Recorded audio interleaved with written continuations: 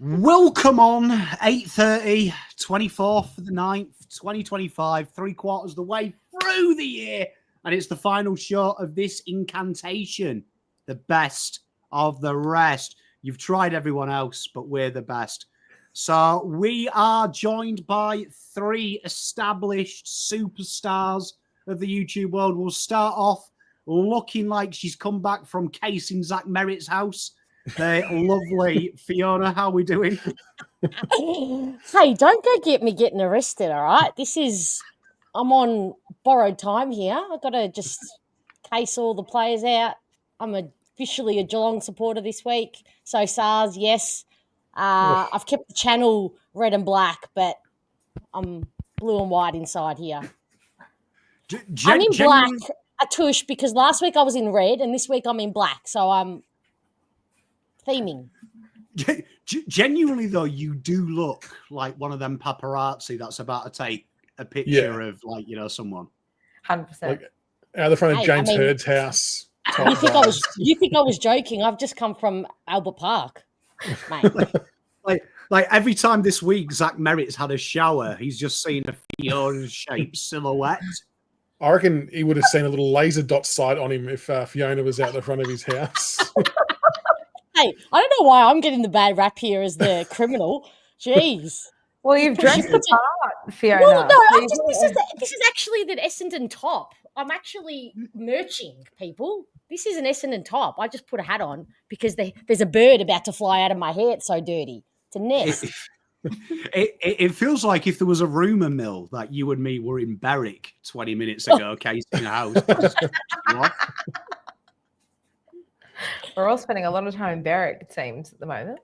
it is when there's a big robbery. People are going to come to me. An alarming amount of time in Berwick. It is. But also joining us to fill out the masculinity of this show. I need another man, a rose between two thorns or a thorn between two roses. I'll let you decide. The great man himself, BigFooty Tigercast on. How you doing, mate? Are you all good? Yeah, going good, thanks. It's always good. Grand final week. It's always exciting to have, it's just a big occasion. You've got the live site going on, and there seemed to be some pretty good attendance there today, which was good. So it's all fun and games. Unless your team's not in it, then it's shithouse, like all of us. Well, I mean, I've got to say, you're the only one on this panel that's ever experienced this day when they're legally allowed to drink. So, yeah. Well, for the 2017 one, I was drinking Canadian Club at Crown Casino by 10 a.m. and we won $300 on roulette before the day even started. So that was a pretty good outing. But it was one of those days where I thought, you know what, it's a special day. We'll drink a little bit earlier. And then it was fun after party afterwards. Sophie's right. There is free flags in 10 years on this panel. Shame they're all in the same area, isn't it? But I mean, talking about flags, someone who joined me in saying flags are incredibly overrated. It's all about the vibe. She is the mistress of the vibes. Kanga's own Marnie from Kanga TV. Marnie, how are you doing? I'm great. I love grand final week, despite the fact that North Melbourne never feature. Still get around the festivities nonetheless. We were talking earlier today. We have a bumper show planned for you all. I personally can take no part in saying that I prepared anything other than bringing the vibes. So hello from the vibes. All you got to do is bring the vibes. All you got to do. And talking about vibes, the amazing, the gorgeous, the fantastic, says 1864 in the PommyinOz chat is 21 again. It's her birthday today. So her birthday evening, she's watching us. Happy birthday. Happy birthday. She just yelled at me for calling her SARS. So sorry SARS. and happy birthday. What wasn't SARS COVID before COVID? It was, yeah. Yeah, but I have a friend who goes by SARS, as in her name's Sarah, so we call her SARS. How fucking posh are your mates? Like, Jesus. How's that posh? That's shortening a name. SARS. What's her real name? Sarah. That has I have a white pony for Christmas when I was 7 written all over it. This is very judgy. First, you judge my clothes, then should I just leave while I'm ahead? No. Judging my Fiona, friends?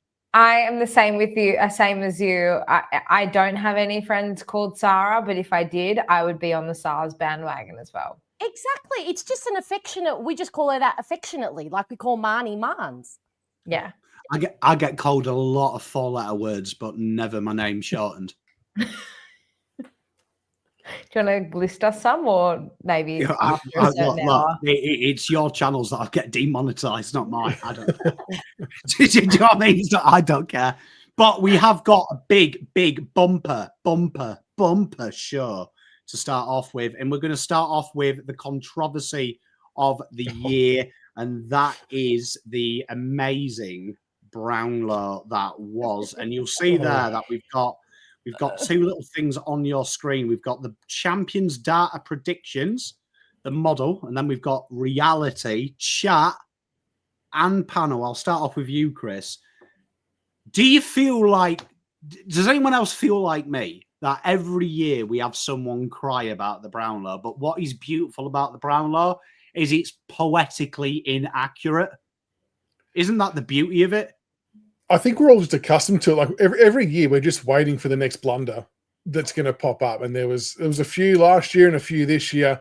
And I think you don't want to take anything away from Matt Rowley. Obviously, had a really nice season. I don't necessarily have an issue with him winning it, but some of the games that he polled votes in were a little bit questionable. And then there was obviously the Naz vote that even the Melbourne table found highly amusing. And I think, that sort of told the story, I guess. But I mean, how unlucky is Nick Dacos? 98 votes in 3 years and not won a Brownlow medal. It's quite extraordinary.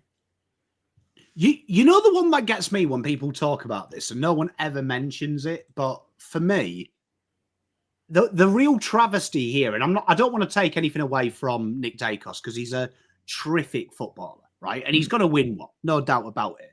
But no one ever talks about Marcus Bontempelli doesn't get within a cooey of this award. And he's what? He's a 3-time Lee Matthew Trophy winner, 7-time All-Australian, 3-time AFLPA Player of the Year. So by his peers, coaches, everyone says he's the best player in the league. And this guy can't buy a vote, it seems. Like, I think that's the real travesty. And you look at 25 votes for the Bond. In a lot of years, not that long ago, that would win. So it's interesting with how high the votes have become. I mean, I might get shot down for this, but to see 39 votes for Matt Rowell, is that saying that his year was better than Dusty 2017? Like, I think if you were to compare the pair, you would say probably not. But votes seem to be a lot more easily attainable these days, and the bar's just set a lot higher. It's weird how it's morphed and transformed. Miss Fiona Brownlow, are you a pro Brownlow girl? I'm probably pro the umpires doing a better job of it, or someone better doing a better job of it, because some of the votes, and it wasn't just Matt Rowell and obviously Naz who raised my eyebrows, but there were just a few other games where I remember with great awareness that my mind puzzles at how they came to. And can you confirm, do they now see the stats or not? No stats. Yeah, totally blind. I don't know. I almost think that would help them do a better job. Not in the regards of actually seeing who got the most disposals and automatically giving them 3 votes, but it would just give them a more rounded idea. And maybe not just an overall disposals, or maybe just some select statistics that they get shown, total number of tackles, pressure acts, or, maybe just a select number, because it's all out of whack. And Marcus Bontempelli is the biggest one for me, Pom. It's a great point that you raise. I think he's just wildly underrated. I don't know what the umpires don't see that I see. Well, you know what? There's 2 things I want to add to that, right? And this is a great one by Bugs Bell. It's the fairest. So I do think there's an element when one of my mates is a massive Geelong man. He was like, Bailey Smith robbed. And I was like, Bailey Smith doesn't shut up calling the umpires a twat in game. I was like, you don't think that reflects on him? Like, if I was an umpire and I've got that floppy-haired idiot calling me a dickhead all game, I'm deliberately not giving him 3 votes. And unless he takes his shirt off, and then you'll see a picture of Bailey a bit later on. May give him 3 if he took his shirt off. But the fairest is important as well, because I think when you say stats, are we not worried that then it would become just like really predictable? Isn't it great? I said this last night. Everything is so predictable in football now because of the leaks, because of people talking. Isn't it actually quite nice that we can watch this and be shocked? Like, we've got something sacred. I think so. I think it's sort of finally there's a little bit of mystery. As you said, Pom, like there's no surprises really in football anymore. And I think a lot of people would have penciled Nick Dacos in for the Brownlow weeks ago, let alone the morning of the Brownlow. I don't know if anyone in chat listens to Fireball with Kingy and Kane on SEN on a Monday and a Friday, but they had Daniel Hoyne on the show from Champion Data on Monday morning to talk about the Brownlow. And he read out the top 5, as you can see on the screen. And then he threw in an interesting stat as well, that it was something crazy, like the last 18, I could be wrong, but it's roughly around that number, last 18 winners have come top 3 for contested possession in the competition for the year. And the top 3 for contested possession this year across the comp was Tom Green, Caleb Sarong, and Matty Rao. And that's not in the order. He just grouped them together as a top 3. So I was listening to this on Tuesday. So Matt Rao's won the Brownlow on the Monday night, and then the Tuesday, I'm listening to this. And the only person that was in the top 3 for the Champion Data predicted Brownlow and the top 3 for contested possession in the competition across the year was Matt Rao. So that I thought that was very, very interesting. And I just feel for Matt Rao because I think he had a great season. I think a lot of us would look at him and Anderson and maybe think that Anderson had a better year than Rao. But he had a great year. And I think the way that the count sort of unfolded has probably put a cloud over him and his season and what he was able to achieve, which I think is sad for him because I think he did have a great year and clearly a deserving winner. Teresa is spot on. Sorry to interrupt. Teresa is spot on in mentioning Dustin Martin about are you telling us that he was never a smart ass to umpires and Dane Swan? He's a mute. He doesn't speak on the field, doesn't speak to anybody. Dusty maybe, but Dane Swan, I don't think so. But was he a smart ass to the umpire or to the opposition player? I think that's a pretty well-rounded assumption that it was both. Both? I don't know. I reckon Dane would have been like, "Come on, lads, let's hit the showers and Rebs is on me." And then I'd be giving him 3 votes. I was listening to Eddie Maguire this morning. He mentioned as a possible solution to keep it within the umpire's control, because that's kind of the mystique about it, I guess. What if they were to, like a lot of footy clubs will come back in on a Monday and do their reviews and things like that. What if the umpires were to then review and rewatch the game with all the data available and then make their call so they're seeing it in totality? Because you see games like even Jack Gunston, and there's been multiple players kick 7 goals, 6 goals in a game and not even get 1 vote. Like, to me, that should be minimum 2 votes. What if they were to review the games in a more, I suppose, closed environment where they can actually analyze it better rather than in real time and it's just the players in front of them and try and get a more accurate outcome that way? They could do. My only issue with it is Matt Rowell, Patrick Cripps, Lockie Neal are the last 3 winners. And I think all the time we've had people cry about it. And it should be the most magical moment of these players' lives. Do you know what I mean? Like, you've just won an award that on paper, it's almost impossible to win.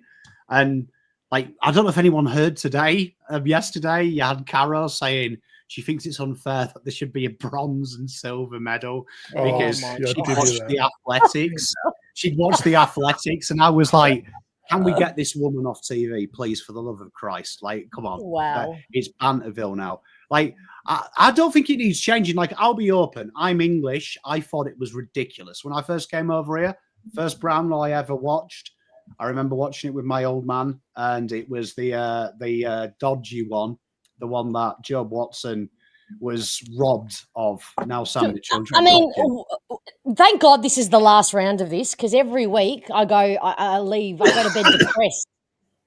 I was on your side. I just said he was robbed. Yeah, but Essendon supporters don't need reminding of that travesty. Okay, well, I can't help the first fucking Brownlow I watched, to be honest. It's not my fault. You know, I mean, I didn't 10 years ago go, I'm going to put this on just to keep the honour off.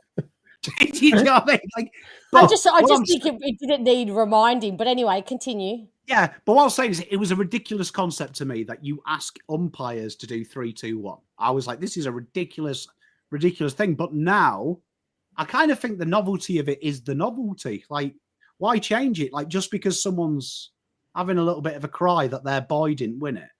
Like, I think Matt Rowell was well deserving because their midfield has been supreme. So Anderson or him do deserve to win it. Have you guys seen a lot of criticism of Matt Rowell winning it? I haven't. I think a lot of people acknowledge he deserved to win it, but there was just some question marks on some of the votes, but it may not have made a difference in the end.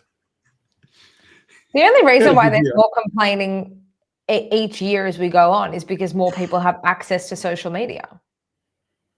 That's true. That's why. Zero. That's the thing. You want the integrity and weekly awards matching the game by the champions who win it and never questioned. Good comment that. And for $5, I do appreciate that. But no, I agree. I think it's a novelty. And I agree with Rat Poison here. It's got a romance into it. Do you know what I mean? But I do think. So I was going to say, I do think some of the votes are warped, but I think that's the beauty of it, that it's flawed. Yeah, I can't remember whose comment they said that they were a past umpire, but by the end of the game, the umpires don't even give half a shit and they do it quite blasé-ish. But personally, I haven't seen much criticism of Rowell, and yeah, Liam, I think I've curated my timeline quite well. There's not many Carlton or Collingwood supporters in there, so maybe that's just my timeline. But I haven't seen. Well, Essendon supporters aren't whinging about Rowell. We got to face him twice, and he's an absolute star. So I think worthy winner. Well, we've got a game in our midst. We've got the biggest dance of the year here in Australia. We've got the fantastic Cats versus Brisbane. These are head-to-head. You've got a load of slides tonight to go through, but I'll start with you, Mans. Just there, the face value stats. What are your feelings towards both teams? Obviously, all of us have played them. Some of us have played them twice.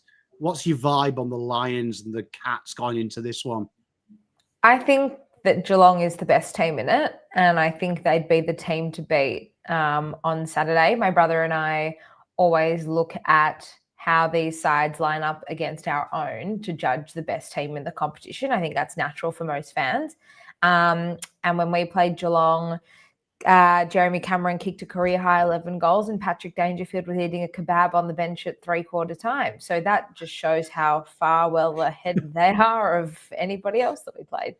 But I think, and just listening to all the commentary and stuff throughout the week, Geelong should have Brisbane covered in most areas. I think the way Brisbane can maybe get through and win the game is scoring off halfback. That seems to be the one way to break through Geelong. And I think that Brisbane have an underrated asset in Dane Zorko. His penetrating kick off halfback, he just bites off more than most can and is centimetre perfect almost every single time. And so I think he could potentially be the biggest game changer for Brisbane on the weekend if there was to be one for the Lions. But despite the fact that Geelong have a few outs and potentially a couple under injury cloud, I'm not worried about them, to be honest. I think they were pretty convincing in the qualifier. And while I think that the game will be closer on grand final day, I'd still back them in to get the job done. Which stat surprises you the most there, like, Marnie? They're very even, aren't they? When I was doing this, I was genuinely shocked how there isn't much difference in both sides. There isn't much. And I think that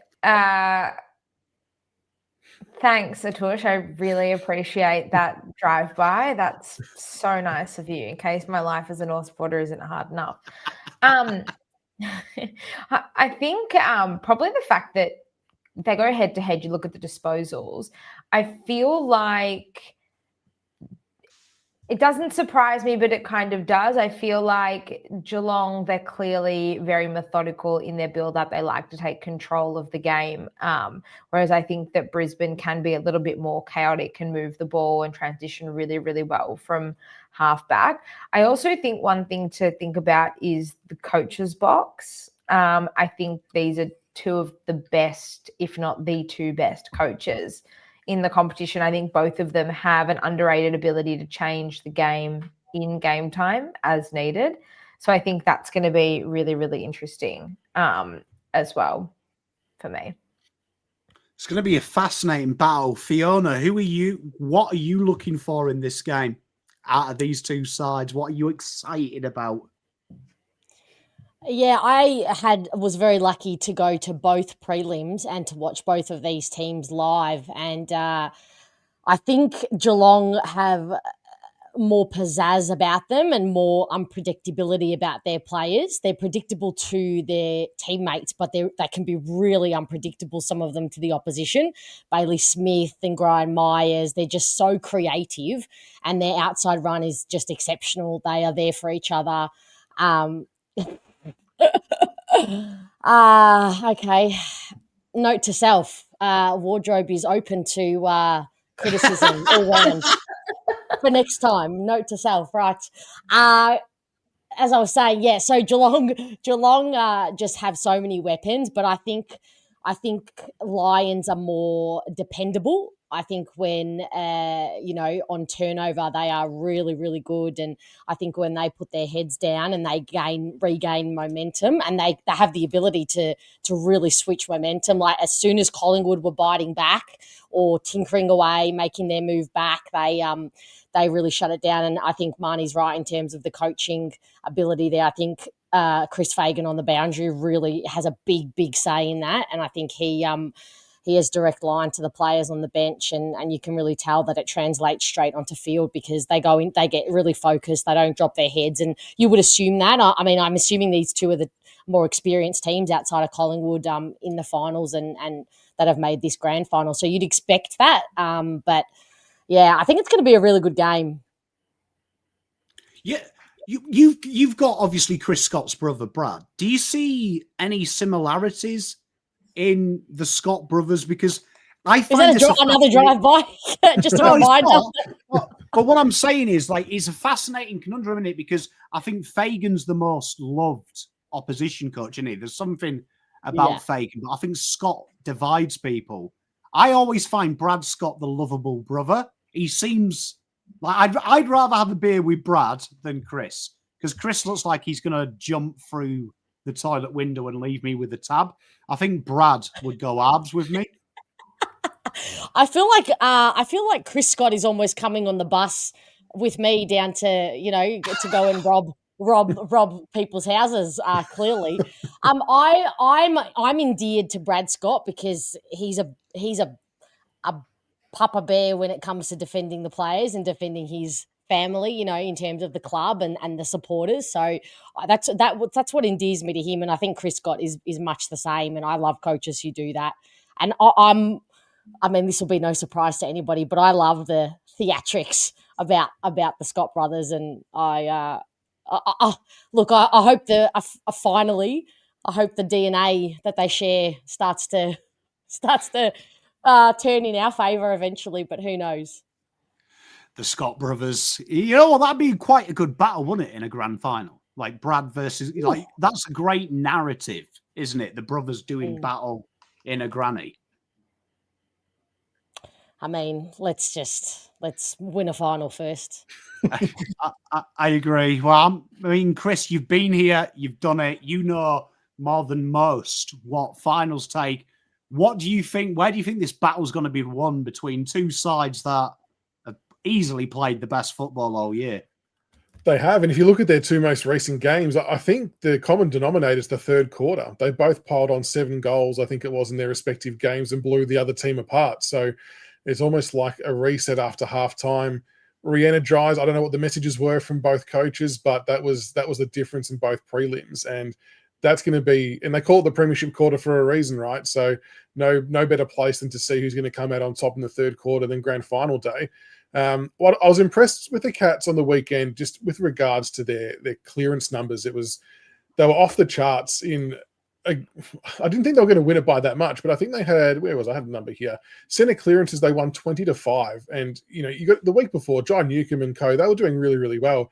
So to blow them out of the water like that, it just sort of shows the talent and class they've got there. But then equally with Brisbane, they've really mastered the art of one out, one in. Like they no longer are reliant upon any individual player to get the job done. But they do have a big call to make this week on Lachie Neale, which will be fascinating, which I'm sure we'll talk about in some capacity. But you've got to give credit to the young lines in particular, like Ty Gallup kicking 3 goals in a prelim. That's a great story. Cam Rayner kicks 2, Bailey kicks 2, Ashcroft kicks 2. It's their tools up forward sometimes still worry me, just how they're going to go on a big stage against a quality opposition, but their mediums and smalls are still good enough to get the job done. And it's no wonder those stats that you've got up there do appear relatively close in a lot of areas, because they are, two of the best teams going around. Great question from Rat Poison. No Stewart. Do you think Stewart's as big a loss, or do you think that's something that Chris can negotiate? Because I feel like Chris Scott, even when they lost Stewart last week, it looked like on paper they were doomed, wasn't it? But they adapted incredibly well. Guthrie and co handled it incredibly well. I would argue they probably played better. Do you know what the biggest thing for me would be? Automatically, those of us I was there with were all like, okay, well, this is easy. Blixarves gets pushed back to take Stewart's role and Stanley comes into ruck. But Blixarves was so good around the ground. He was exceptional. And even just his presence, we can only hope our Lockie Blackiston is half the player that Blixarves is, because he was just such a presence and he was everywhere. He reads the ball so well. He goes where he needs to go to help out, little touches, little blocks, little shepherds, little bypasses for his younger teammates. So that's going to be the biggest thing, rather not so much the absence of Stewart, but rather the taking the Blixarves effect away from the entire ground and putting him back. I mean, that's what I think they'll do anyway. Maybe there's another option. What about Jack Henry? Is he under any injury cloud at all? He looked like he couldn't put any weight on that foot whatsoever. And that's when I thought they were in trouble, when both went off. Yeah, everyone in the crowd was like, this is over. Like, this is absolutely over. Hawks have won here, because he can't even walk. And he looked distressed. The look on his face, yeah. He did. Like, he must have been jabbed up. And no doubt they'll do the same. But you have to wonder how sore he might be heading into it as well. But to your point, Fiona, the Cats did really well to cover that on the fly. And the Hawks just didn't make the most of it. Like, they started off really well, didn't they? Mitch Lewis got involved early with a couple of goals. But then after that, when they should have been dominating in that area, the Cats adjusted better, and that was the difference. Yeah. Well, the team news so far is Jack Henry and Jack Martin are expected to play on Saturday. Okay. They are known for a late change, though, aren't they, the Cats? Yeah, but the anticipated ins and outs of Reece Stanley for Tom Stewart, which would play into what Fiona has said, that Blixarves will take that more defensive role. Stanley does a bit more rucking for him. And the rumours are circulating that Neale will play. Jared Berry obviously misses with the injury. So that could be huge. So a couple of donations, $2 from Teresa. Brad versus Chris, winner gets the inheritance. That would be a quality way. Like, honestly, I hope when my time on this earth is done, I can set that up for my kids. Like, it's like a Money in the Bank wrestling match. I like it. Yeah, do you know what I mean? Just like a battle. One of you wins. And the amazing Moby on BomberBanter, $14.99 sticker. English Pom. It's your native language. But we have got some special things for you. Look, here we are. I went busy. All right? Got busy. So what we've taken 6 matchups, chat. So chat, I want you to think, which player would you rather have? Imagine that we can take them at their prime for 3 years. Which player would you have? But I'll start with you, Mans. 2 defenders, the 2 big guys, Sam de Koning, Harris Andrews.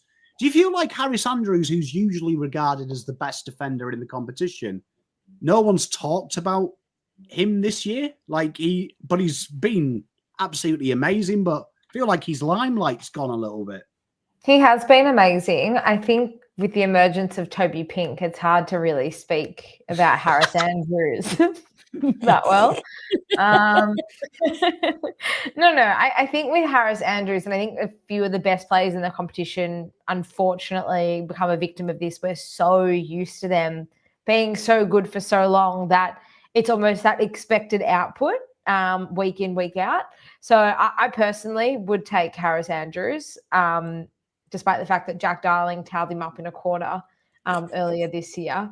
That lives rent-free in my head as a North supporter with very few good, positive things going for me. No.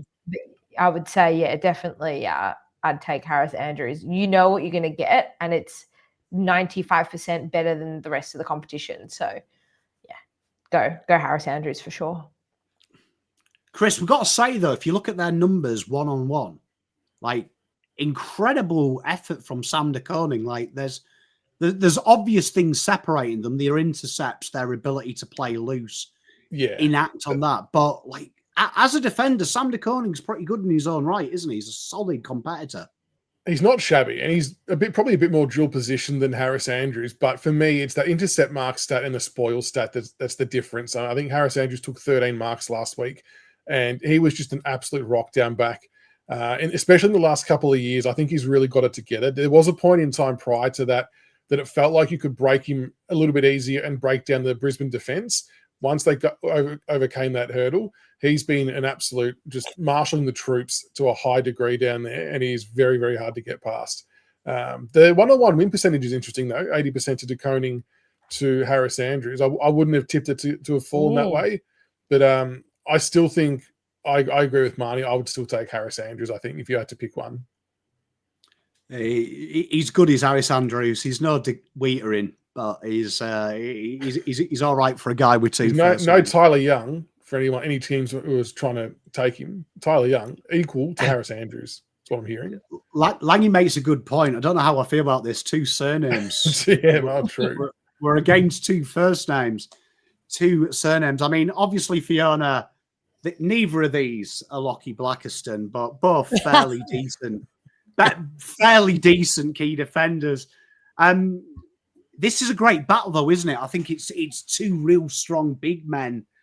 But you would have to say, poor Harris Andrews, he's probably got the worst end of the deal. He's going to have to deal with Jeremy Cameron, where de Koning, with all due respect to Logan Morris, ain't Jeremy Cameron, is he? No, and for example, if Shannon Neal gets off the hook, he's got not much of an easier job with him because he looks just as potent and holds his own just as well. So I actually think de Koning is quite underrated for what he does and the matchups he takes in most games. But I get massive Wiedering vibes from Harris Andrews in that I just feel safe. I just feel safe with them back there as the marshal, strong and safe. So, yeah, it's 3 for 3 taking Harris over here.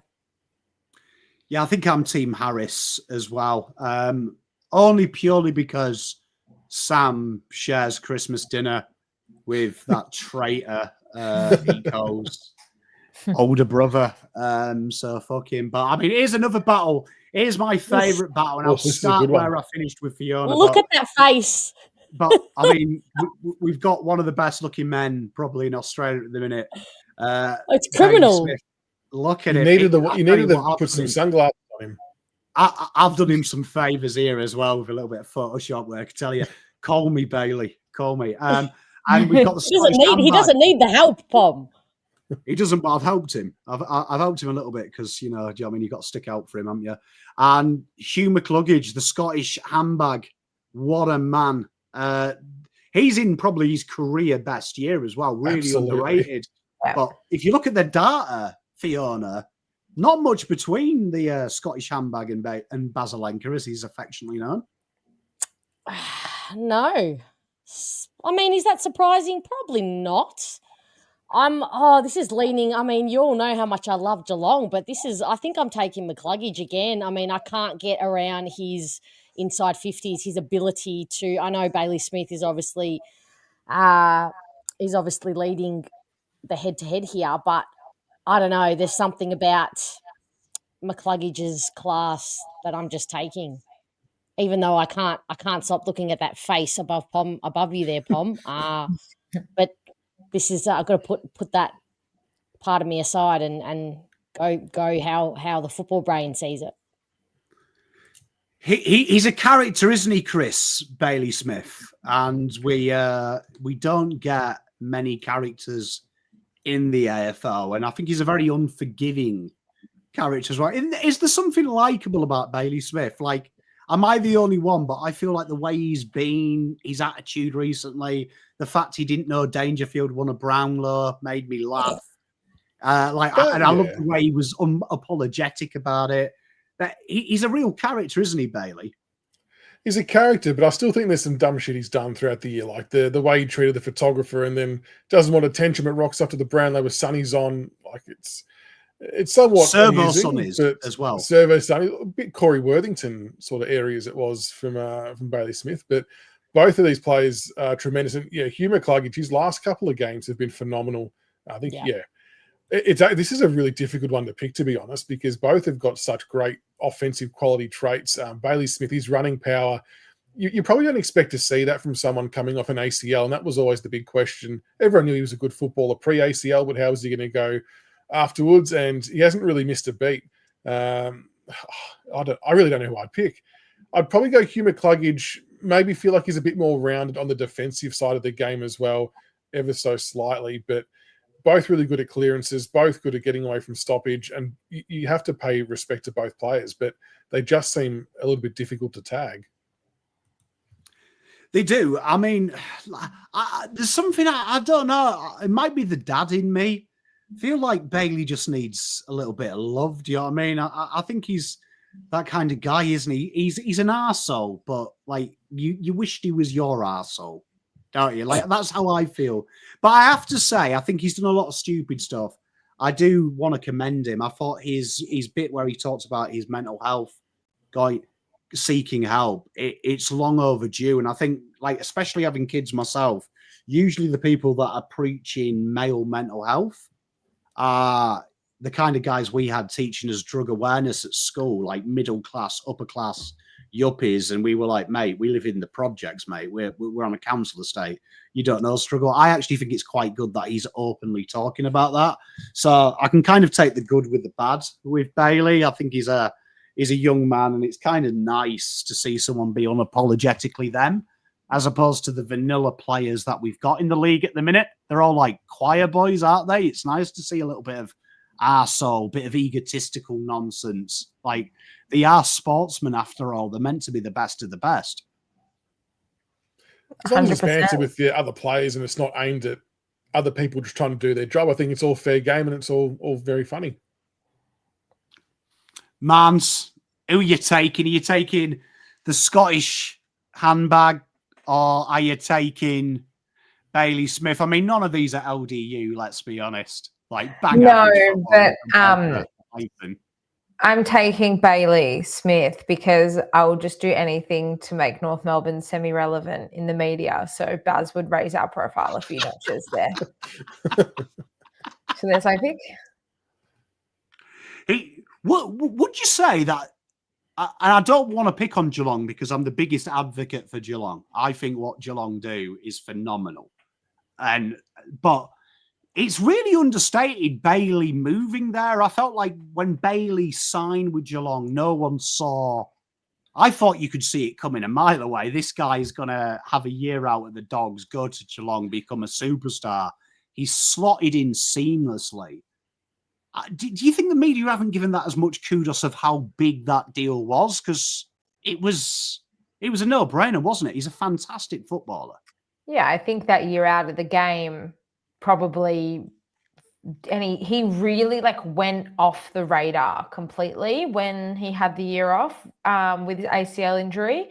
And so I think that time away probably put him in the back of the mind for all of us. I also think we knew he was leaving pretty early on. So I think we're probably just, yep, okay, he'll be there next year, whatever, push it to the side.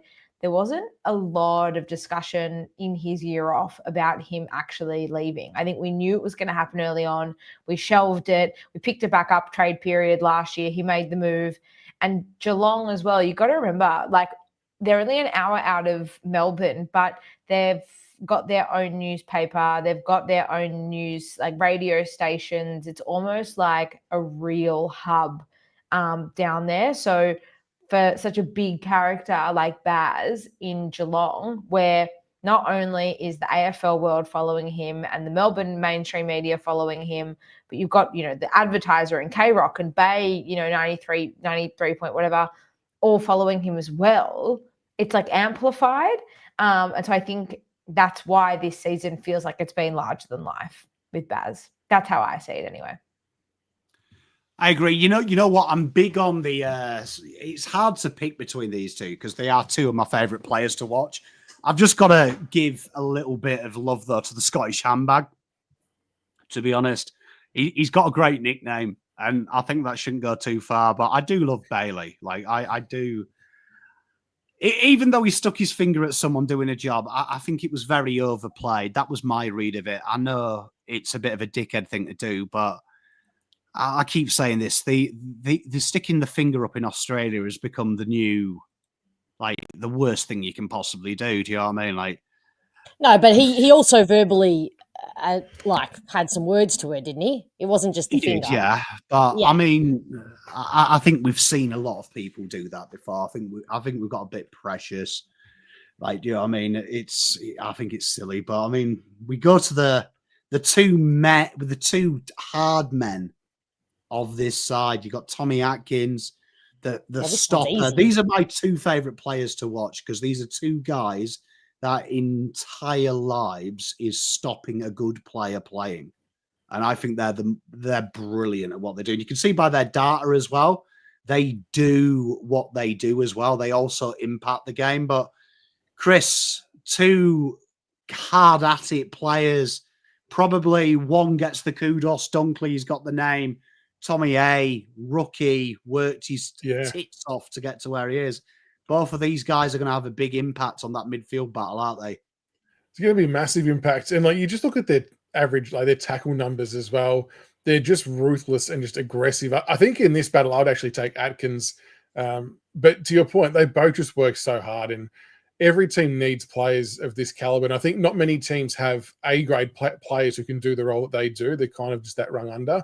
But these two, it's going to be a fascinating battle to see who each of them try and take care of. Who do each of them go to? Who would you think they're going to line up on? You'd imagine that Tommy, if Neil plays, is straight on him, isn't he? Early doors, testing them. You'd have to test him. Out. Yeah, testing them carbs out. If Lockie doesn't play, does he go to an Ashcroft, or does he? Yeah, I think so. Because the other player they've got to worry about was Dane Zorko. Like, he had 700 odd meters gained last week, and if they allow him the freedom, I'm not sure whether Atkins would go that deep to sit on him at halfback, but yeah, they could have to shuffle some deck chairs potentially. I agree. I mean, but Dunkley as well. I mean, you look at him, and these two are two dudes that I think, in a world where we talk about tagging negatively, I feel like Tommy Atkins and Dunkley are them guys that I like to watch because they're beautifully chaotic, aren't they? They blanket you, but they do the unthinkable. And Tommy Atkins, one of my favorite players to watch. Like, that's a Geelong masterclass. I think people talk way too much about Cotton On and all this nonsense. What Geelong are great at is Tommy Atkins, isn't it? It's a guy that everyone else ignored. 2 years in the VFL and bang, this guy is dominant. Yeah, I think Tommy Atkins just has an insatiable appetite for the contest and to compete. He doesn't care what he's doing. He doesn't care if he's tackling, if he's like shepherding. He will do whatever required, the hard work, and pressure act is one of my favourite stats on the entire stat sheets, and almost 29, averaging 29 is ridiculous, and it just shows how team first he is, and it just mirrors that sentiment that I just said, that he's just more than happy to do the hard stuff, and often doesn't get all the rewards for it, but you can really see that Dangerfield has had the way Dangerfield and before him Selwood played has really rubbed off on a guy like Tom Atkins. So taking him every day. So can you imagine Tom next to Durham? That would be and Caldwell. They'd be the perfect debt collectors, wouldn't they? Them three. Tell you what, between them, they're the most unconditional players probably in the AFL. I'm probably forgetting a few and being a little teeny weeny bit biased, but it's been a hard month, so everybody give it to me. Yeah, they are the unconditional players are my absolute favourites. This guy here was absolutely one of those, and that's why I've got his jumper up there, because it doesn't matter what needs to be done, they're doing it. Well, Marnie, you've got your own tough guy at your club, LDU. We know he likes throwing his weight around, and Tommy Powell ain't scared. But who would you take out of these for your wonderful North if you could have anyone? No disrespect to LDU, but him being tough is news to me, Pom. He does like his contested ball, doesn't he? George Wardlaw, yes, and that's Luke very Parker, good by yes. you, buddy. I just I can't believe you've disrespected the hyphen. I was trying to hype him up for you. I said no disrespect before I made that statement, but I think he could learn a thing or two off Parks and off Georgie Wardlaw. I go Atkins, but I just did want to talk about Dunks, because I think that his two-way running is some of the best in the competition. I just think what he can do offensively and the way he can impact the game offensively is just as brilliant as what he can do defensively. So I'd go Tom Atkins, but I think that, yeah, I just wanted to give a bit of a shout out to Dunks. And then we got the two sexy players. So we know the midfields work hard, but two guys that benefit from the hard work the last two guys do and play on that like little overlap area. You got Dangerfield and the young buck Cam Rayner, and you can see again, like all the ones we've done today, data-wise, almost identical. But both of these guys, one's come of age, one's coming of age and making good of his promise. Both of these are the finishers of the side. Marnie, which of these two do you like? Because Danger's playing brilliantly. Rayner's having his moments. Big-time players. Both beautiful players, though. For this specific game, for the grand final, I'm going with Patrick Dangerfield. But if I was including one in my side going forward, I would go for Rayner. Patrick Dangerfield is one of the best players I've ever seen. Absolutely love him. And his preliminary final was just something out of this world. He knows exactly what he needs to do in every situation, just about. And I think with these veteran players, we often forget, yes, they might not look now what they did in their prime, but the discipline and the talent and the know-how to get the job done and know what it takes to be the difference in a game, that never leaves them. And I think Danger's performance over the weekend definitely proves that. So yeah, I'd go for Danger if I was picking one for this game specifically. But I think what Cam Rayner can do and what he is growing to become still for the Lions, he'd be one I'd be looking to implement in the side long term. We love a bit of Cam. I mean, Chris, I never forget Cam Rayner. Cam Rayner came into the system, and I'll never forgive Cal Toomey. I respect everything Cal Toomey does, but Cal Toomey did it just after the Danger. I mean, after the Dusty, probably the greatest final series we've ever seen, and he akined him as the next Dustin Martin, which I always thought was incredibly harsh because we had 6 weeks of Dusty being nearly perfect, but he's finally coming of age. Do you think Cam Rayner has been under probably the most pressure of any pick one? Because it was only a couple of years ago they were playing him off halfback and trying to redefine his role. He's come through the hard way, and he's had a great final series, hasn't he, old Cam? He has had a good final series. I guess the biggest knock on him has been his ability to deliver consistently. And as a high pick, you want to be able to play well week in, week out and show your worth. And throwing him around in different spots, I don't think does anyone any favours. But his final series been good. And these two players in particular, in a lot of ways, are both teams' barometers. I mean, I've put my hand up. I've been critical of Danger's finals in previous years. I've always felt like typically he was a better home and away player than a finals player. But that prelim on the weekend, he was next level. That was the kind of danger that I think Geelong have. If they had that level of danger the whole time, they might have jagged a couple more flags along the way. I thought he was that much of a difference for them on the weekend. And just his ability to go forward, he's such an awkward matchup. He's so crafty. He's a good size, beautiful kick of the ball. And the depth they're created with their midfield where they don't need him to go up to the stoppage at every opportunity. It's such a luxury to have. And then Cam Rayner, if he kicks goals early and he gets up and about, it just feels like a bit more energy and spark comes from the rest of the Brisbane forward line in the midfield. He can get dangerous. He's a crafty operator, gets into good positions, hits the packs really well, like rowing front and centre. And I think his impact on the game early will, I think, tell a bit of a story about how the Lions will go on the weekend. Big game players. We love an impact player, don't we, Fiona? Like, who's your favourite out of these two? I mean, it was a true honour to stand there and watch Patrick Dangerfield's prelim. His aura was repellent. Hawks they were jittery anywhere near him. And you could see he was captained by Joel Selwood, who, when the going got tough, he just put his head down and said, I am doing the hard yards here and you're all coming with me, just through sheer will. It was superhuman. You could see that his body is aging and it was battered and bruised, but the message wasn't getting to his brain because it was like he had a 20-year-old's body. You never would have known that the message was not getting down to his body because it was a pleasure. And the wonderful thing about Rayner and the exciting thing for the competition and Brisbane fans is I feel like he hasn't even touched on his ability and his ceiling. And I think that's going to be, he's going to make the decision psychologically and mentally for himself. How far can he go now and how great can he be? Because I think he's definitely got the potential. And as Chris said, the consistency probably needs to start bridging that gap more and more. So, but taking Dangerfield, yeah, absolutely. It was a remarkable performance. So enjoyable to watch.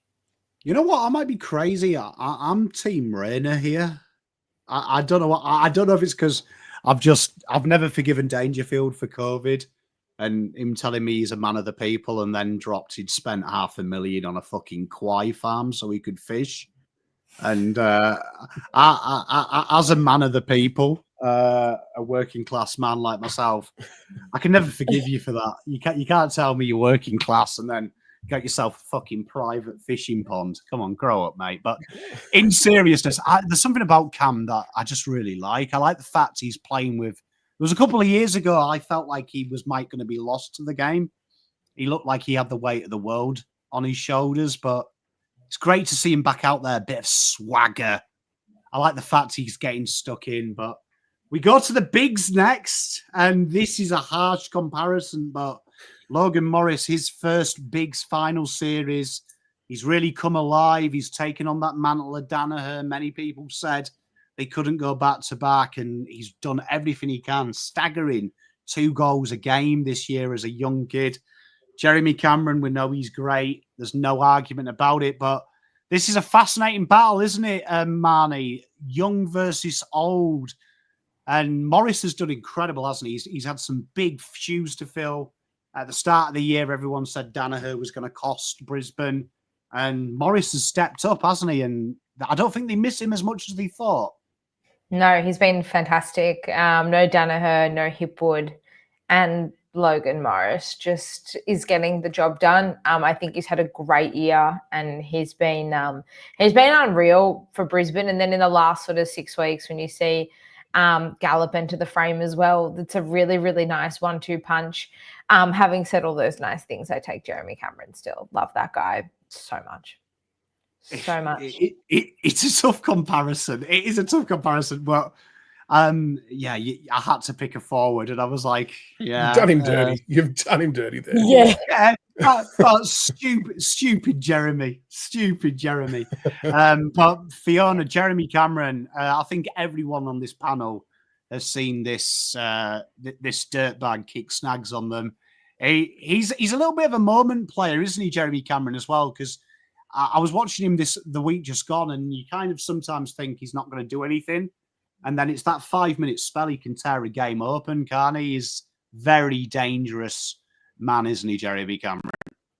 Yeah, he can for a hot minute he can look like he doesn't really care, or he's just shutting around the farm looking for his chooks, like he just dawdling on the ground somewhere, but then he'll pop up and do the unthinkable. But I must say, I didn't expect Logan Morris to have as much strut as he does. He was taking marks and doing the whole, like, the steely glazed eyes and the staring the defenders down on the weekend, and I really rated that. So just for that little bit of attitude, I'm gonna go Logan Morris. There is something great, isn't there? I like Cam Rayner, what I was saying earlier, seeing a young player have the balls to be a bit arrogant. Like, I enjoyed that last week. Logan Morris giving it the big I am on the biggest stage. Even Ty Gallop did as well. He did that mark where he stood over the defender, and I was like, this is brilliant to see, like, that belief in themselves. Yeah, it was impressive. He did it multiple times. I thought the first time, he's just trying to convince himself, and that's okay. But then he did it a couple more times, and I was like, I rate this. You know, it's easy to be overawed in front of when you got Darcy Moore and Howe and the likes, very experienced players down there. So I definitely rated it. Chris, you've got Tom Lynch there. Would it be fair to say I watch Logan Morris quite a bit? He reminds me of a GWS. He reminds me of a Gold Coast Tom Lynch, the way he moves. Like, he has that uncanny ability to work 65 out and really stretch defenders. He's a pretty special prospect. You got to give him full credit for the year that he's had. Like, his second year to shoulder the load of the reigning premiers, when really, like we all said, I don't think anyone thought he could actually do it in the absence of Hipwood and Danaher. But here we are. What did he kick? 50-odd goals this year. It's a monster return. And I guess that's a combination of him playing well and having a really good and functional midfield to deliver the ball to him.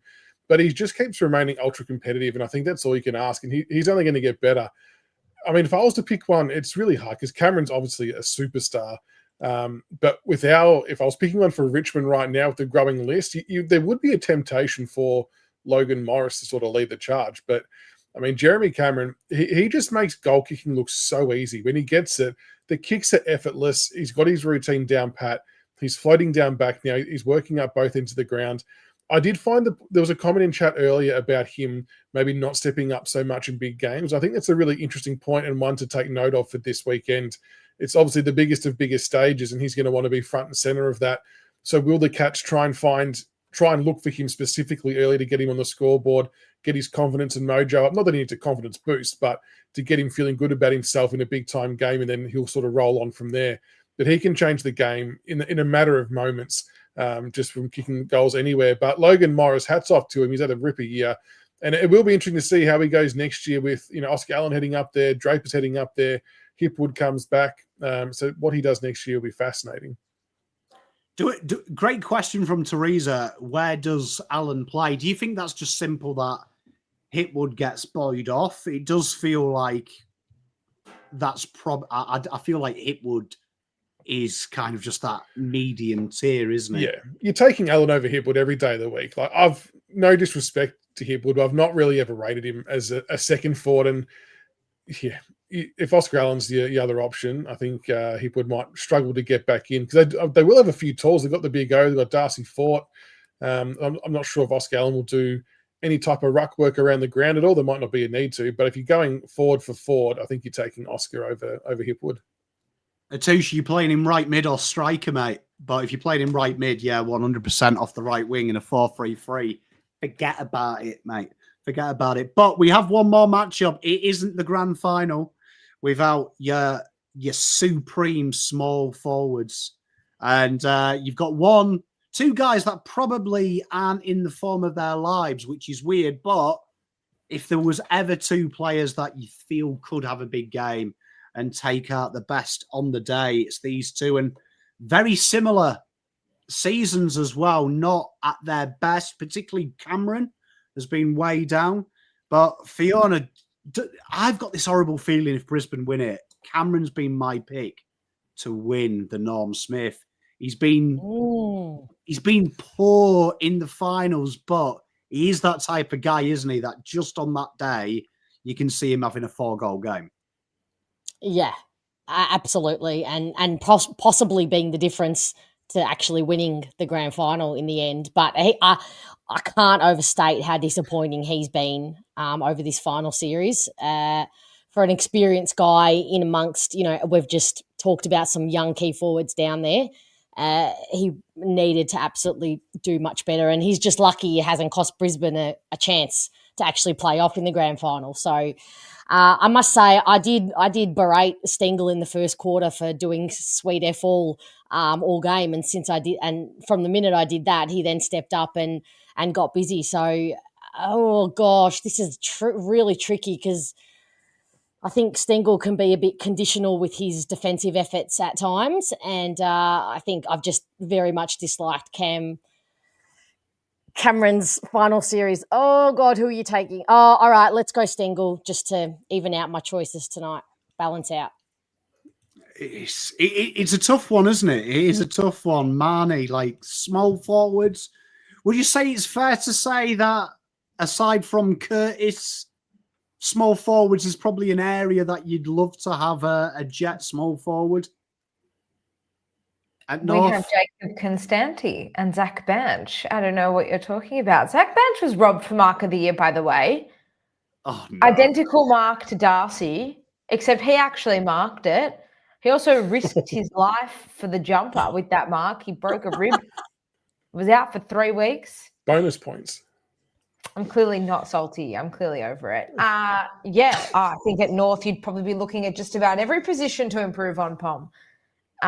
You're sitting there 16th on the ladder. It's a nice life down here. Anyway, back to these two though. I'd go Cameron. Grand final week's so hard, guys. I love the football so much, but God, my team's so shit. And we have been for so long. I feel you, Marks. I feel you, Marks. That's what we're all doing here, isn't it? So apologies. We've got the sprint to look forward to, the grand final sprint. We've got some representation. Is that still a thing? Oh, God. It is, We'll probably fall over in that too. It is, but it's pants. But, I mean, Chris, you've had some beautiful small forwards in your neck of the woods, Richmond. Which of these two... These two blokes would you love to see? Well, we had Tyson Stengel. He started with us his career and it just didn't pan out for him. Charlie Cameron, I feel like can ignite a lot more than what Stengel can, but you got to respect Stengel's hustle to get himself right and in this Geelong lineup and having an impact. I think he had 3 goals last week. And yeah, to Fiona's point, Charlie's just been off this whole final series, hasn't he? It makes you wonder if he's carrying a niggle or something and he's just banking on being an 80% fit Charlie Cameron's better than what is next in line to come in potentially. But he's the kind of player that on a day like grand final day, he could pull 4 or 5 goals out of his ass and win a Norm Smith potentially. So I think for the Tigers now, I'd probably take Charlie Cameron only because we've already had Stengel. So we'll go the other one. Do you think that, the beautiful story of Stengel, isn't it, is that he obviously had where he was caught in possession at Adelaide. The AFL handed out probably the biggest suspension we've ever seen for anything drug-related. He was banned from all forms of football for 12 months. He's come over to Victoria again, starting at Richmond, as you said, turned his career around, ended up with a Norm Smith, being a model professional. It doesn't get talked about enough that we're so quick in this society, aren't we, to stamp people out, cancel them, ban them forever. But Stengel is like the pillar of what is possible with a little bit of love, a little bit of ramifications, a little bit of guidance, and you can find yourself right back on the doorstep. And he could find himself a 2-time flag winner, couldn't he, in a couple of days? He could, and I think I think this is what the draw card is for players to go to Geelong, as was mentioned earlier, because it's like its own little hub. They're very protective of their own players. So nothing will get reported about. They're all very welcoming and loving and looking after their own. So you can kind of just do your own thing and not worry about too much of the outside noise. And I think players who are trying to get themselves back on track, like what Stengel was, really need and appreciate that. And he seemed to flourish in the Geelong system. So I think he had Eddie Betts as a mentor for a while as well. I mean, what better small forward could you have as a mentor in the last 5-10 years? He could have one more big game left in him this weekend. Could be huge. Moby, it wasn't a pot shop at Essendon, mate. I'm too big for that. I meant individual.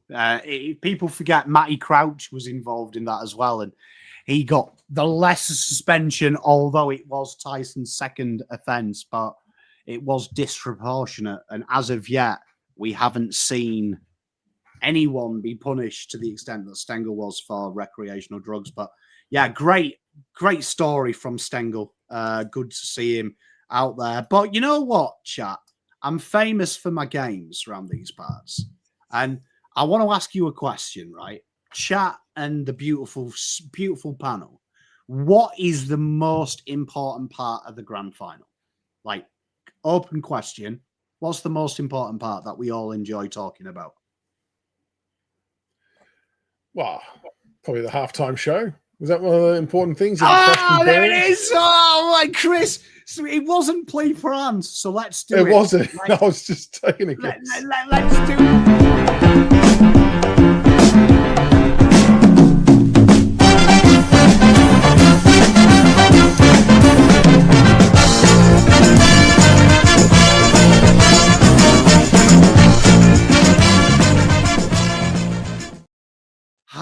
Dear. Sometimes I'm brilliant. So what we're doing, chat, right, is a proper game show. So chat, your help here is you're going to help these guys. They're all in a competition.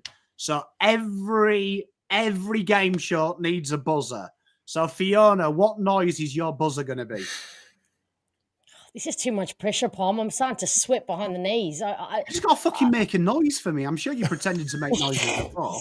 No, I was just forced. This competition, the competition is. Okay, well, I need a buzzer noise. What noise? Okay, beep, beep. Fantastic. Tell you what, you're imaginative. Marnie, help me out. I'm tired. Kanga. Oh, roo. And Chris, what is your noise going to be? Raw. A raw like a tiger. There you go. Okay, cool. Right, so this is the game. We could have just done our names, couldn't we? Jeez. We could Exactly. Why are you making us think more than we need to? Because I'm gonna read a question out, and I'm gonna whoever I hear first gets the chance to win a point. Right. So what we're going to do is we're going to give you song lyrics. I'm going to read them out, and to make it easy for you, we'll give you a clue if you don't get it straight away. You'll get a point. So this is music, and there's no rhyme and reason to it, but they are popular songs that I have made sure by running it through, Australians will know. Okay? So I will read you a song lyric. When you're ready, if you don't know, we'll go to another clue, so on, so forth. So you ready? Are we all ready? I like Shane's suggestion, buzzing as Berwick. Hey, mate, we can't talk about that for legal reasons, mate. Very good. Legal reasons, mate. I think Shane means Buick, doesn't he? As in Buick, because you have to confirm that. Yeah, maybe I jumped the gun to assume Berwick. Maybe it's Buick. All right. We got them. We got them excited. So you ready? Right, you ready for your first one, chat and everyone? We can't sing them because if I sing them, it makes it easy. I've had to practice not singing them as well. Did you say these are Australian songs? No, they're songs that Australians will know because I've checked to ratify all of these have been heavily in your Can charts. I ask you, are they Stop distracting. Let's just go with the game. Okay. Lyric number 1. Your hands fit in mine like it's made just for me, but bear this in mind. It was meant for me. Kanga. Marnie. I knew you'd get this. Little Things by One Direction. Ah, Marnie. Marnie, she's off the board. Marnie, 1 point. So Marnie, 1 point in. Okay, well done. Can you just give me a -5 for this game? Because play along. Look, well done, Lachlan, as well. Good work, mate. Good work, mate. Good work. Right. Number 2. Ignoring everybody here, wish they would disappear, so maybe we could get down now.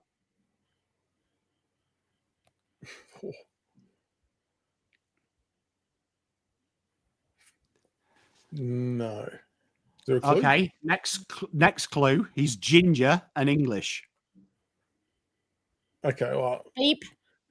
Yeah. Is it Ed Sheeran? Is that? Oh, Yeah. I don't know the song though. That I just heard the ginger in English, and do I get half a point? I'll take it. You know what? I'll give you a point, Fiona, because it's our last show before Christmas, so Christmas thing. Hey, Lachlan. Lachlan, bro. Mate. Grok's good. Hey, Lachlan's just all over this. I love it. Grok, Well if you could text me quickly the answers, we'll make this work. Hey, this is good. Okay, number 3. I've never seen you looking so gorgeous as you did tonight. I've never seen you shine so bright. You were amazing. Yeah? Is that Rihanna song? No. Oh, okay. I don't know the name of the song. I just heard Shine So Bright. Yeah. Is it Amazing? No. Chris? I'll say Raw, Lady in Red, because everyone's written it in chat. Yes! And I hope to get a point for it. How many guesses do we get? Like, can we re-guess? You're out until you've all done it. You're out until you've all had a guess. Right. Because you know what's annoying about that, Fiona? That one was for you. Because my clue for that one was I may have sung it to you at the Twix Awards. Wouldn't have got it, even if you said that to me. Sorry. Fucking, you know what? Fuck you. Right, I'm okay. So sorry. Question I'm so sorry. Do you know how much has happened? I've probably had like 11 hours sleep since the Twix low has occurred because my club is falling, is on fire. So I don't remember anything. I'm so sorry. Yeah, I agree. I agree, Scooter, mate. This is a proper Ben Hobbs midfield performance at the minute. Wow! Wow! I don't know who should be more offended, Hobber or me, in that situation. So number 4. Some days it don't come easy. Some days it don't come hard. Some days it don't come at all. The answer's not coming today at all. I'm no good without the tune behind it. Me too. People in the chat are good at it, though. They are. Okay, They're your good. clue is this guy may have given the worst grand final halftime ever. Beep. Yeah. Meatloaf? Meatloaf. And somebody give me the name, goddamn. Come on, Lachlan. Lachlan's on it. I'd do anything for love. Yeah, well done. Okay, number 5. You should get this one. I think Lachlan's winning. Lachlan, tell you what, mate. You're welcome around my house. We love just these type of a games. fact Right. on Lachlan. We've run 2 quizzes in the entirety of doing the top, maybe even 3. He is undefeated in all different genres, whether it's football, music, general knowledge. Wow. Unbelievable. King Lachlan. Yeah. Well done, Genuinely, Lachlan killing it. But here we are, right? Everyone should get this. This is a disgrace. Oh, here we if you go. don't get Oh, this. shit. Well, you work to earn a living, but on weekends comes the Kanga. Oh, Yeah. Up there, Kazali by Mike Brady. Oh, Best moment of every grand final. That's my favorite part of the grand final every year. it's my favorite too. It's my favorite. When 6, I was going to put that in, but I quote it way too much on my Carlton previews and reviews. So I was like, people might get it. Okay, here we are, right? Clock strikes upon the hour and the sun begins to fade. Still enough time to figure out how. Kanga. Yeah. Somebody to love. I know this song. It's I want to dance with somebody, Whitney Houston. This is my jam. This is my jam. That's my dance. I'm on the dance floor. Love you to love, but I'm the last one on there when that song plays. Well done, it's a Fiona. dual, that's a dual effort. I snuck that in there for Fiona as well. She got it. Okay, this one should be. I know you did. This is iconic. Ready? Working hard to make a living, bringing shelter from the working class man, Jimmy Barnes. Chris, you see, look, I made sure I got some in for everyone's genre. Okay. I see what you've done here. Yeah, I've tried to be good. I've tried to be good. Okay, so slide over here and give me a moment. Your moves are so raw, I've got to let you know.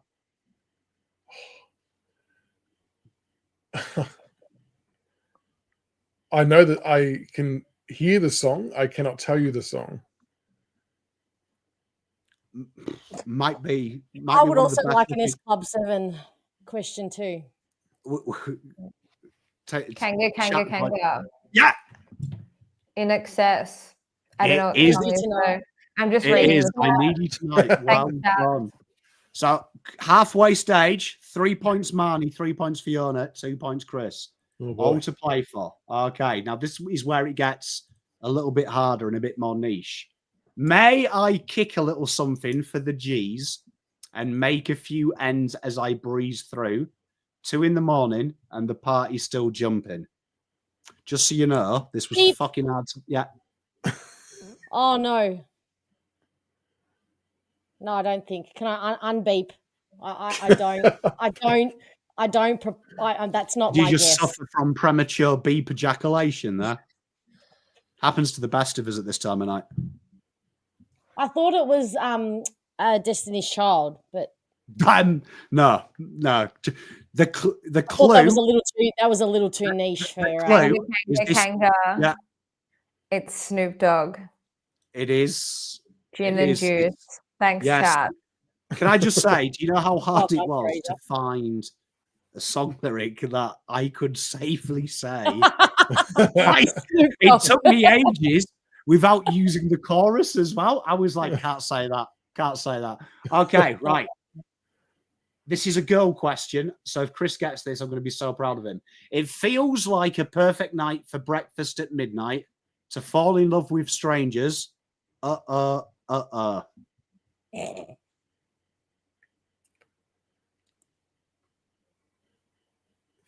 proud of myself that I didn't sing it.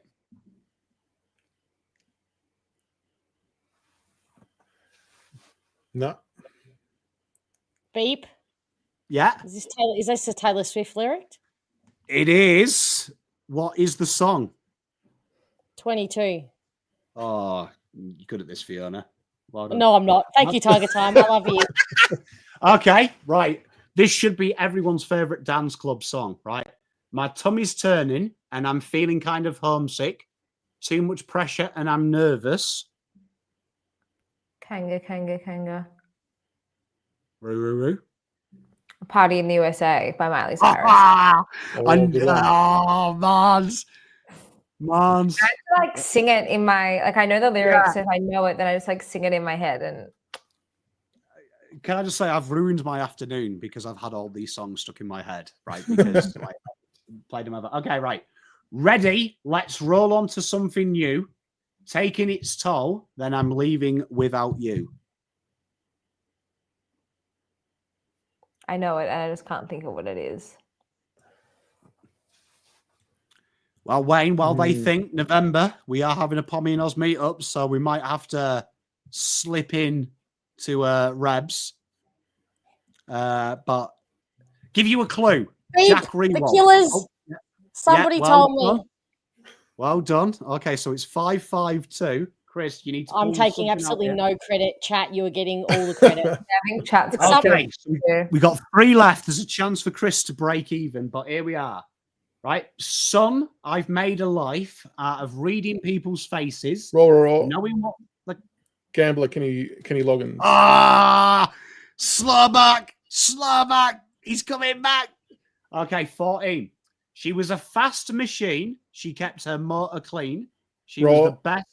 Shook me all night long. AC/DC. Chris. Here he goes. Jeez. Here we are. Coming You ready? home strong. He's coming home strong. He's coming home like fucking Dustin Martin in the fourth. Right, here we are. Breaking up is never easy, I know, but I have to go. This time, I know. Kanga. Should I stay or should I go? No.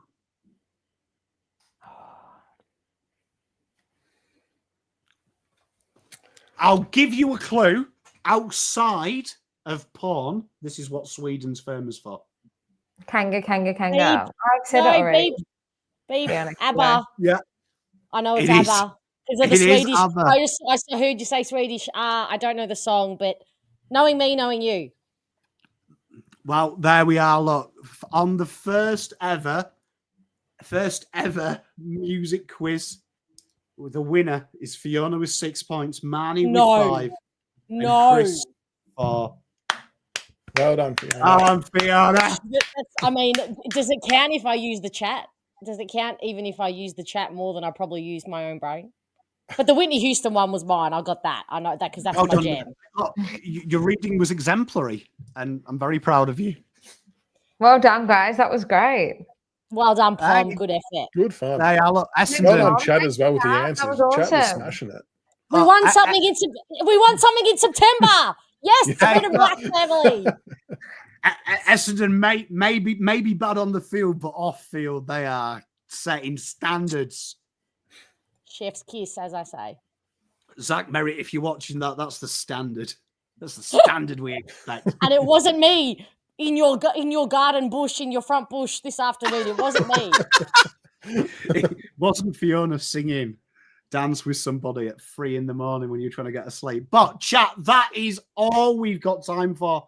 As always, it is a pleasure. If you do like this kind of show, make sure you like, make sure you subscribe, make sure you give some love to your content creators, because if you want this to return next year, it will be a numbers game, as always. If it's something you want, I'm sure we'll endeavour. I've been PommyinOz. We've had the wonderful Fiona. We've had the wonderful Marnie. And we've had the wonderful Chris from BigFooty Tigercast. Enjoy your grand final week. Enjoy the rest of the year. And we will see you all very soon. Much love, everyone. See you soon. Have a good Bye, weekend, everyone. everybody. Bye, guys. Enjoy.